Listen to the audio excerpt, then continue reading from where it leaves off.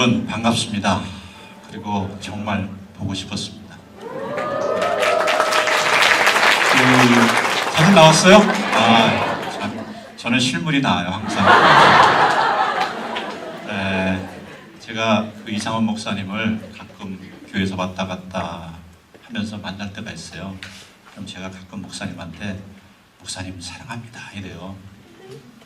사실 그 말은 제가 뭐 목사님을 남자를 뭘 사랑하겠어요, 그죠? 네, 조이스 여러분을 사랑합니다. 사실 이런 마음이 담겨있던 표현들입니다. 자, 오늘 다시 이렇게 여러분을 보게 돼서 너무 반가운데 오늘 주제가 좀 부담스러워요. 좀 가벼운 이야기를 했으면 참 좋았을 뻔했는데 좀 무거운 이야기, 그렇지만 우리 삶의 본질적인 이야기들을 하려고 합니다. 그런데 여러분 왜 수련회 가거나 아니면 단기 선교 가서 이렇게 큐티 모임 하잖아요, 아침에. 그러면 이제 여러 명이 둘러 앉아가지고 큐티 나눔할 때 마지막에 하는 사람은 할 말이 없어요. 앞에서 다 해가지고 할 말이 없는 거예요. 제가 사실 이 강의를 15분 동안에 과연 무엇을 할 수 있을까 고민하면서 처음에 목사님께 연락을 받고 제가 슬라이드 20장을 준비했어요. 그 제목은 뭐였냐면요, 선교, 그 이름 앞에 부끄러운 존재. 저의 고백 거기에 담았어요. 그래서 그 내용을 제가 저희 집사람한테 이렇게 브리핑을 해줬어요. 저희 집사람이 그러면 안 된다고.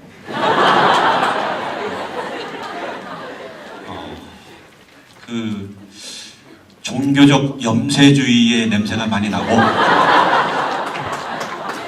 그 다음에 이제 60을 바라보는 나이기 때문에 그런 인생에 대한 회고를 할 수는 있을지 모르나 이제 30, 40대인 우리 조이스 청년들에게 그런 이야기를 들려주는 것은 가당치 않다. 내용을 바꿔라. 이제 준엄한 명령을 제가 받았습니다. 그래서 이제 막 내용을 수정하고 있었는데요. 그때 이제 그 조이스에서 연락이 왔어요. 3분 집사님께서 이렇게 강의를 하신다. 그런데 해외 선교, 국내 선교, 그리고 직장 선교에 대해서 얘기를 해달라. 그래서 이제 또 직장 선교에 대해서 얘기를 할까라고 해서 막 준비를 했어요. 한 10몇 페이지를 준비를 했어요. 그래서 이제 제가 집사람한테 또 이렇게 한번 얘기를 해줬어요. 그랬더니 여보, 당신 자랑이 너무 많어. 그러면 어떡하란 말이냐. 이제 시간은 다가오고 굉장히 고민스러웠습니다. 그래서 제가 이제 목사님께 미셔널 비즈니스로 제목을 바꾸겠습니다. 이렇게 얘기를 했어요. 그리고 사실 어젯밤까지 10장으로 줄였어요. 그리고 오늘 아침 9시 드디어 예배를 드리는데 목사님의 핵심 내용을 다 얘기하셨죠. 우리 또 모든 자연 만물이 저를 좋아합니다.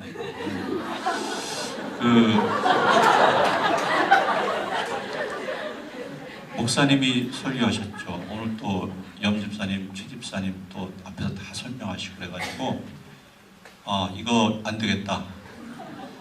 내용을 완전히 바꿔야겠다. 사실은 제가 강의를 들으면서 제가 USB를 다 담아갖고 왔어요. 이렇게. 그래서 띄워달라고 부탁을 할까 하다가 다 필요 없다. 다 필요 없다. 마음을 확 바꿔먹었습니다. 그래서 제가 사실 오늘 선교 주일이라서 밖에서 이렇게 부스에서 봉사하다가 시간을 잠깐 짬내서 10장의 슬라이드를 이제 6장으로 축약을 했어요. 그런데 그것도 다 넘기겠습니다. 넘기고 제가 석 장만 하겠습니다. 석 장만 하는데요. 천상 그렇게 하다 보니까 저에 대해서 얘기를 안 할 수가 없어요.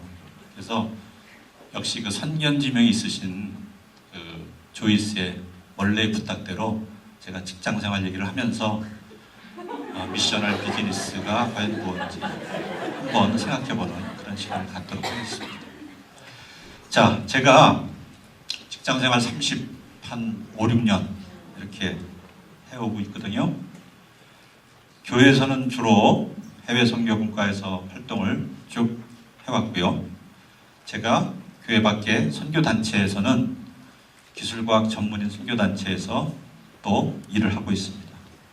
그리고 또 제가 개인적으로는 그 바흐, BACH, 음악의 아버지. 그래서 뭐 음악적인 그런 사역을 하는 건 아니고요.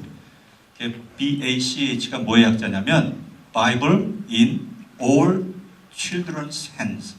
그래서 전 세계 어린이에게 성경을 번역해서 보급하는 사역을 몇 년 전에 시작했거든요. 지금 약 10여 개 언어로 번역이 돼서 보급이 되고 있고요. 올 말까지는 한 20여 개 소수 부족 언어 포함해가지고 번역이 돼서 지금 이제 보급하고 있습니다. 사실 이거를 하게 된 계기는 뭐냐면요. 제3세계 또 무슬림 국가 또 저개발 국가 이런 데는 사실 책이 귀하거든요. 그런데 어린이 서적은 더 없어요. 그래서 그런 나라에서 그냥 대놓고 성경을 이렇게 전하기 굉장히 어렵잖아요. 그래서 어린이 동화책처럼 그 안에 성경을 담는 거죠. 그래서 그걸 아주 예쁘게 만들어가지고 그걸 선물로 드려요. 그러면 애들이 그 책을 읽습니다. 또 집에서 엄마 아빠가 그 책을 읽어줘요. 그러면서 나도 모르게 하나님에 대해서 알아가요. 그래서 그런 일들을 하기 위해서 시작했는데 지금은 제 개인 사역에 손을 떠나서 정말 많은 분들이 함께하고 있는 사역이 됐습니다. 직장에서는 이제 어떻게 살았나 보면요. 제가 이제 첫 직장을 1981년도에 들어갔어요. 들어갔는데 이제 뭐 믿는 사람이었으니까 당연히 신우회에 갔어요. 신우회 갔는데 예배드리고 뭐 가끔 식사하고 그것으로 끝이에요. 근데 그 당시에 신우회에 인도하시던 목사님이 그 하영조 목사님이었어요. 설교는 너무 좋아요. 설교 듣고 나면 뭐 딴 게 없어요. 내가 주일날 교회에서도 예배드리는데 뭐지? 이런 생각을 많이 하고 있었어요. 그럴 무렵에 직장 선배가 저한테 접근했습니다. 조용히 저를 부르더니 너 내비게이터는 들어봤냐? 그러시는 거예요. 그분이 그 당시 내비게이터 선교회 직장 사역 대빵이었어요. 그래서 그 선교에서는 그분의 그 사역을 굉장히 성공적인 직장 사역 케이스로 그렇게 손꼽고 있었습니다. 그 전까지는 사실은 그런 이제 선교단체 활동들이 전부 다 대학 캠퍼스에 머물러 있었거든요. 그런데 사실 그분하고 이렇게 공부를 한 2년여, 3년 가까이 했어요. 그분이 나중에 고백하기를 자기가 직장 사역을 10년 했는데 10년 동안 자기가 목표가 하나 있었다. 근데 그 목표가 뭐였냐면 자기같이 성경 공부를 인도하는 리더 3명을 길러내는 거다. 이런 말씀을 하셨어요. 그런데 10년이 됐는데 너 하나다. 그런 말씀. 그러면서 저에게 이제 내비게이터 선교회로 들어올 것을 권유하셨는데 불행인지 다행인지 그 당시에 제가 다니던 교회 목사님은 그런 이른바 교회 밖의 활동들, 그 파라처치 활동들을 굉장히 싫어하셨어요. 그래서 제가 그분의 그 말씀을 순종 못하고 저는 그렇게 할 수 없습니다. 그리고 그냥 제가 성경 공부 모임은 그냥 인도하겠습니다. 그래서 제가 그 다음부터 성경 공부 모임을 인도를 했어요. 그러다가 이제 제가 직장을 옮기게 됐습니다. 근데 옮긴 직장은 해외 출장도 엄청 많고요. 그 다음에 제 별명이 뭐였냐면요. 제 보직이 해외 출장 담당이었어요. 예를 들면 1년에 10번 미국 가요. 가서 한 2주 있어요. 2, 3주 있어요. 그러면 왔다 갔다 하면 사실은 한국에 있는 날이 거의 없잖아요. 그죠? 그리고 고객 사이트를 돌아다니면서 한두 달 이렇게 일하고 또 다른 고객 사이트 가서 또 봐주고 뭐 이런 일들을 또 했어요. 그러다 보니까 제가 어디 한 군데 진득하게 있어가지고 뭐 성인 공부를 인도할 그런 계제가 못 됐어요.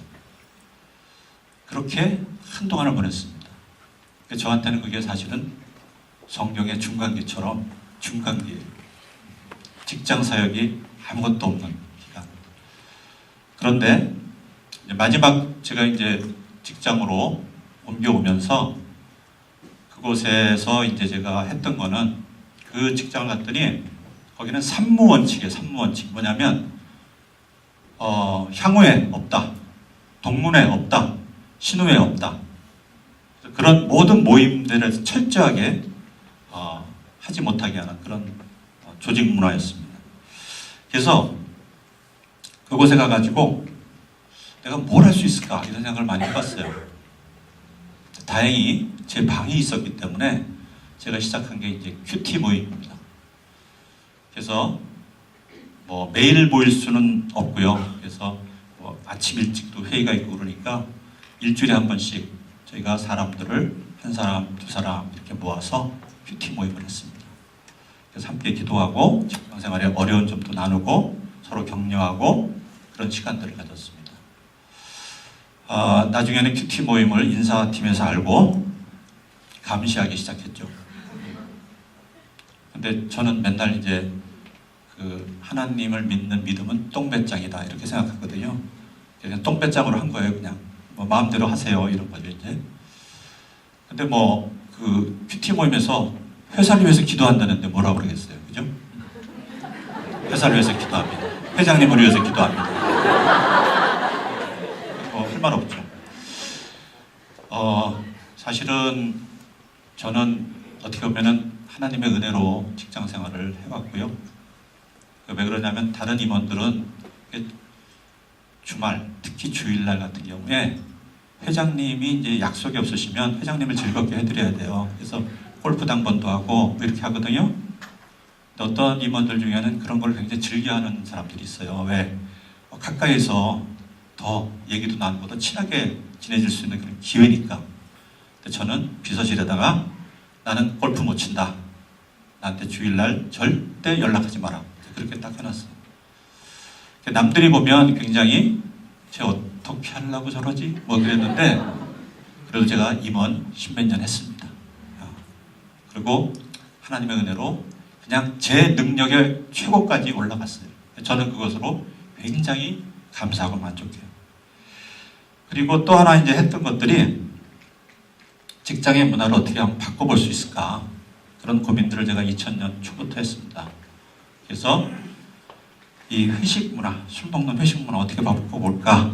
그래서 이거 좀 많이도 하고 계세요, 이거는. 그래서 이제 뭐 뮤지컬을 본다든가, 뭐 영화 구경을 간다든가 이런 식으로 바꾸고요.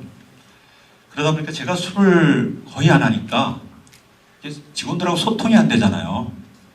그래서 이거 좀 문제다. 그래서 제가 이제 2002년부터 시작한 게 독서 토론. 책을 읽고 내가 얘기하면 이제 잔소리지만 책에서 얘기하는 것을 가지고 계속 생각을 나누는 거죠. 그래서 서로 소통하는 그런 자리를 만들었어요. 근데 사실 이 회식 문화가 얘기를 하다 보니까 딱 하나 시간은 좀 없지만 제가 그 신입 직원 때 그 첫 회식 생각나네요. 저 믿는 사람인데 첫 회식인데 틀림없이 술을 먹을 텐데 이거 어떡할까? 굉장히 부담스럽더라고요. 들어간 지 며칠 안 돼서 이제 오늘 저녁 환영회다 그러는데 제가 자리에 앉아가지고 막 기도도 하고 그러다가 도저히 안 되겠어요. 집중이 안 돼가지고 기도가. 그래서 화장실 가서 무릎에 손을 탁 넣고 주여 이 잔을 저에게 피하게 하옵소서 그런 기도를 하는 거죠. 그런데 대책이 없는 거예요. 이걸 뭐 어떻게 하겠어요. 그래서 이제 술자리에 갔는데 저희 그 부서에 4명이 신입 직원이 배치가 됐어요. 그래서 첫 사람이 자기 소개를 할 때는 그래도 집중해서 좀 듣더라고요. 근데 두 사람, 두 번째, 세 번째 되니까 사람들이 뭐 지방방송 몇 명씩 자기끼리 막 얘기를 하는 거예요. 근데 제가 4번째, 제가 소개하는 순서가 됐습니다. 마지막으로. 저 김동진 씨 일어나서 자기 소개하세요. 제가 일어났습니다. 근데 저도 모르게 일어났는데 침묵하게 됐어요. 아주 짧은 시간. 그러니까 지방방송이 다 꺼지면서 저를 딱 쳐다보는 거예요. 그런데 저도 모르게 손이 올라갔어요. 웃으면서 다 같이 기도하시겠습니다. 근데 제가 그거를 의도했겠어요? 전혀 의도하지 않았어요. 근데 제가 그 순간에 깨달은 건 뭐냐면요. 정말 내가 나의 신앙을 지키고 내가 하나님의 영광을 위해서 살겠다고 마음만 먹으면 그리고 그렇게 내가 간절히 하나님께 구하면 하나님께서 해주시는 거예요. 내가 전혀 의도하지 않았던 행동이에요. 내가 끝나고 나서도 내가 무슨 짓을 했지? 사람들이 그 다음부터 김동진 씨 교회 다녀? 이제 이렇게 된 거죠. 저는 그 다음부터 제가 크리스찬이라는 것을 더 이상 제 스스로 말하지 않아도 사람들은 다 알고 그렇게 인정하고 그랬습니다. 자, 이런 것들이 저의 직장 생활이었어요. 자세하게 얘기하면 한도 없으나 이렇게 마치면서, 그런데 제가 제 삶을 이렇게 돌아보면서 요즘 고민에 빠지기 시작했습니다. 그건 뭐냐면 내가 과연 이렇게 살았지만 내가 선교적 삶을 살았나? 즉 미셔널 라이프를 살았나? 이런 고민들이에요. 사실 그 선교적 삶의 모델 바로 예수님이시잖아요. 그래서 빌립보서 2장 6절에서 8절을 보면 그런 말씀들이 많이 나오잖아요. 뭐냐면 자기를 비워 종의 형체를 가지사. 자기를 포기한 거잖아요. 그죠? 그 다음에 자기를 낮추시고 죽기까지 복종하셨으니 겸손과 희생을 얘기해요. 그렇다면 나는 과연 그렇게 직장생활 했나? 이런 걸 돌아보게 되는 거예요. 그러면서 내가 포기한 것보다는 특권을 누린 게 더 많고요. 내가 겸손한 척 한 적은 있는 것 같은데 여전히 마음속에 교만이 있고요. 제가 뭔가 희생한 것 같은데 그 약간의 희생보다는 받은 게 너무 많은 거예요. 제가 그런 고민 가운데 막 빠지기 시작했습니다. 그러면서 또 이렇게 돌아보니까 내가 목표를 달성하고 업적을 성취하기 위해서 굉장히 몰입해 있던 시간이 더 많지, 내가 직원 한 사람 한 사람, 한 영혼 한 영혼 그 사람들을 배려하고 관심 갖고 했던 시간들은 너무 짧은 거예요. 그래서 제가 요즘에는 선교적으로 산다는 게 뭐냐, 선교적 존재가 된다는 게 뭐냐, 이런 것들을 자문하기 시작하고 있습니다. 그래서 몇 가지 질문을 저한테 스스로 던져요. 첫 번째가 뭐냐면 나는 무엇을 추구하며 사는가? 바로 그것은 그리스도인의 정체성과 제 인생에 대한 목표를 확인하는 겁니다. 두 번째는 내가 그것을 어떻게 이루며 살 것이냐? 이건 저의 삶의 자세와 방법에 대한 점검입니다. 물론 이것을 넓게 적용하면 내가 어떤 직업으로 내가 하나님께서 맡기신 이 사명을 감당할 것이냐, 이렇게도 해석할 수 있겠죠. 몇 년 전에 여러분에게 제가 결혼 간증을 했습니다. 혹시 못 들으신 분이 계시면 그분은 따로 모아주세요. 그런데요, 여러분 그 결혼 간증의 결론을 어떻게 기억하시는지 모르겠어요. 사실 기억하면 이상한 거죠. 굉장히 오래전 얘기인데. 근데 사실 제 결혼 간증의 결론은 이겁니다.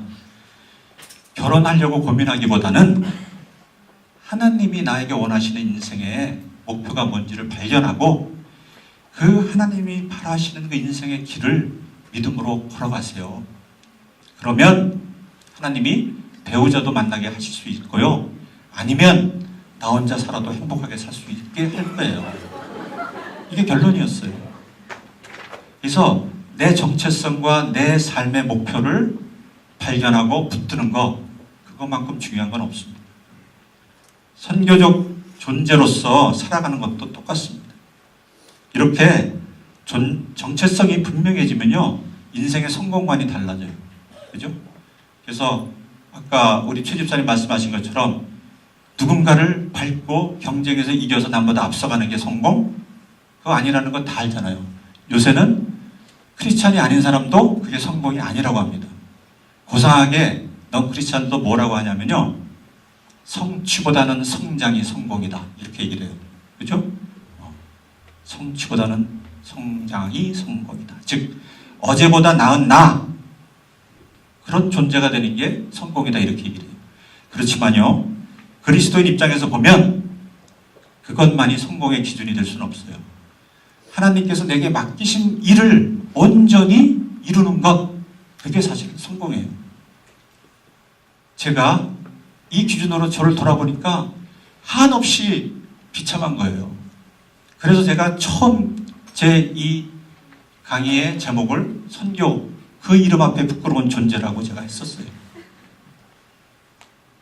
그러면서 또 하나 잊지 말아야 될 것은 선교의 본질에 합당한 예배를 내가 드리고 있는가 하는 질문이었어요. 우리가 이렇게 공동체에서 예배 드리는 거 중요하잖아요. 그런데 내 개인이 일상에서 하나님 앞에 예배하는 것, 이게 없으면 사실은 나는 아무 의미 없는 존재가 됩니다. 제가 직장생활에 중간기가 있었다고 그랬잖아요. 그런데 그 중간기에 나를 지켜낼 수 있는 것, 나를 신앙으로 지키게 했던 것은 바로 끊임없이 제가 매일매일 하나님 앞에 교제했던 그 시간이었어요. 또 하나는 우리가 이렇게 교회 안에서 예배드리는 거 말고 직장에서, 일터에서, 가정에서 내가 어떻게 예배자로 살아갈 수 있느냐. 나는 매일매일 과연 내가 일하는 곳에서, 내 집에서 내가 예배자로 살았나? 이런 것들을 계속 돌아봅니다. 선교라는 건 결국은 뭐냐면요, 열방으로 하여금 하나님을 인정하고 그분께 영광 돌리며 예배하게 만드는 거예요. 근데 그런 면에서 보면 내가 그런 존재가 못 된다면 사실은 아무 의미가 없습니다. 저는 올해 1월 첫 주 예배를 잊을 수가 없습니다.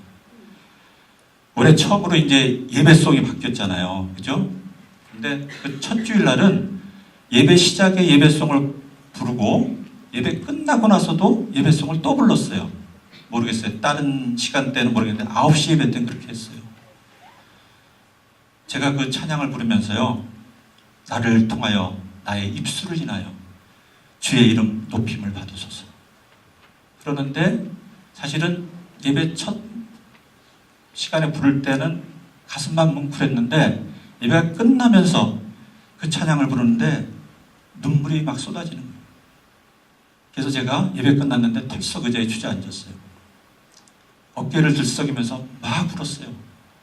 우리 집사람이 왜 그러냐고 그러는 거예요. 왜냐하면 저희 집사람 매주 울어요. 매주 울어가지고 제가 굉장히 민망해요. 왜냐하면 도대체 남편이 얼마나 속썩이면 예배 시간에 와가지고 저렇게 은혜 받고 저희 여집사님은 저렇게 울까, 이럴까봐 제가 참 얼굴이 뜨거울 때가 있는데요. 그날은 제가 막 통곡하면서 울었어요. 왜 울었냐면요, 돌아보니까 그 찬양을 부르면서 이렇게 생각해보니까 제가 여러분한테 이렇게 나 이렇게 살았어요 하는 그런 장면들은 하나도 안 떠오르고요, 저로 인해서 상처받은 사람들, 제가 주님의 이름 더럽힌 일들, 이런 것들이 막 생각나는 거예요. 그래서 회개의 눈물이 막 나는 거예요. 하나님 앞에 너무 부끄럽고 미안하고 죄송스럽고. 그런데 이게 가사가 반복되잖아요. 두 번째 이 똑같은 가사를 부를 때는 눈물이 흐르는데 이제 감사의 눈물이 나는 거예요. 왜? 아니, 나 같은 사람을 그래도 하나님께서는 쓰시면서 나를 통해서 높임을 받겠다고 하시니까요. 너무너무 감사한 거예요. 그리고서 그 찬양은 계속되잖아요. 내가 밟는 모든 땅 아버지의 영광이 선포되어야 하리. 이게 바로 미셔널 라이프잖아요. 내가 내 일터에서 주님의 이름을 높이고 주님의 영광을 드러내고 선포하는 것, 이게 미셔널 비즈니스예요.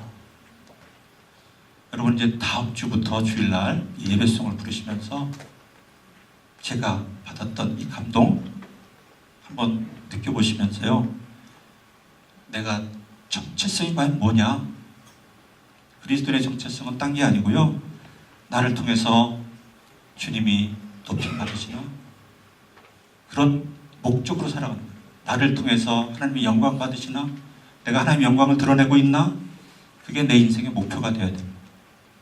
과연 그렇게 살고 있나? 계속 돌아보는 삶이 되기를 정말 간곡히 부탁을 드리면서요. 우리가 정말 선교적 본질에 합당한 존재로서 선교적인 삶을 살아가기를 저와 여러분에게 축복하고 싶습니다. 감사합니다.